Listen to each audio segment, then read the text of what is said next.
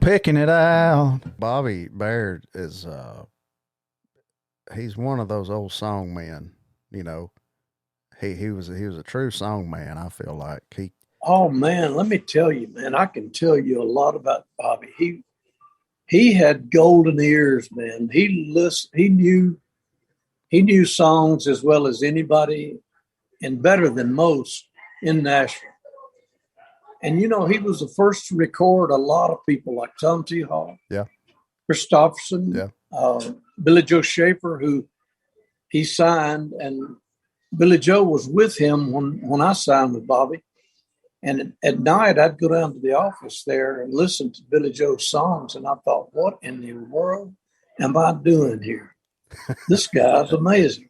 Yeah. And but Billy Joe told me one time. He said, once you get a song or two out, said if people want to find, if they like your music, they'll come to you to get it. But I think that was truer of Billy Joe than it was of me. But I tell you what, man, he was one of the Texas poets. Oh yeah, without a But doubt. yeah, Bobby, man, I'm telling you, I can't say enough about him. He really affected a lot of people's lives. Yeah. Of course, a lot of people know the story that he got Waylon signed, Yeah. and I'm glad to know that you have a history with him. How did you end up going to his house? I met him at a show. It was a benefit that he did, and I was on the bill with him, and Okay, just him and Cue Ball rode in a car together down there.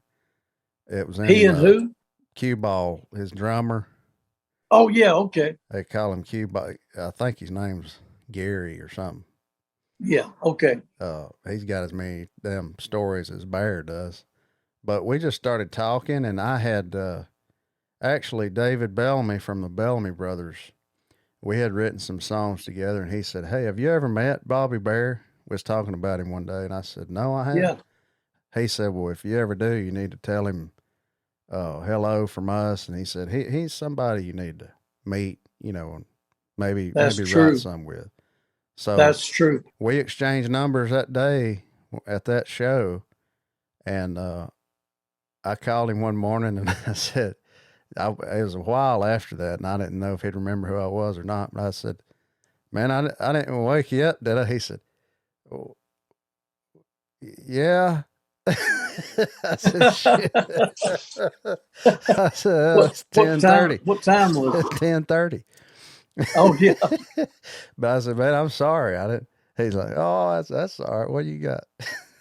And You we know in, what? he's something You know, else. the only thing he got up early for was fishing. Oh yeah, without a Man, doubt. he loved fish. He's got all Jerry Reed's old them tournaments they did together. Yeah, he's got all them trophies and Oh, really? all Reed's old fishing rods in his garage sitting there. It's Oh, amazing, good. Great. amazing. But That's amazing. Yeah. we, Little Jimmy Dickens and a bunch of them used to fish. yeah, we Uh, we wrote a song called "What Am I Doing Down Here in Miami?" And it was an idea that he had, and we wrote a couple of songs really. yeah. And he said, "Man, I'm gonna record that. If I do another album, I'm gonna record that." I'm still waiting. So